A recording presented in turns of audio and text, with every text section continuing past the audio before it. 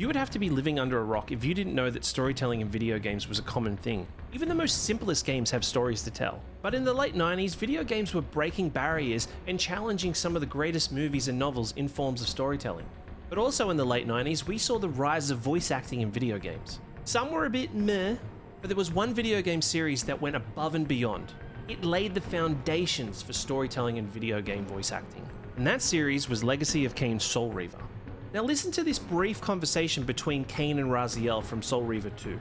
What makes you exempt, Kain? You're merely the last man standing. Why condemn me for simply carrying out what you hadn't the courage to do yourself? Let's drop the moral posturing, shall we? We both know there's no altruism in this pursuit. Your reckless indignation led you here. I counted on it. There's no shame in it, Raziel. Revenge is motivation enough. At least it's honest. Hate me, but do it honestly. Didn't this conversation just make you horny? Because it did for me. Soul Reaver is the follow-up for the 1996 release Blood Omen Legacy of Kain, where you follow the journey of the former vampire Raziel taking revenge on his former master Kain.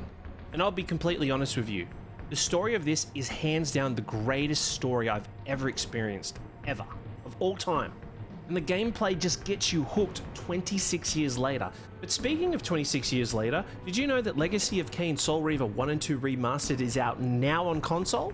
That's right, it's on PlayStation and Nintendo Switch. Go out, pick it up, and play one of the greatest stories. No, don't play it, experience it. And if you have played this game before, let me know. I would love to sit there and nerd out about the world of Nosgoth.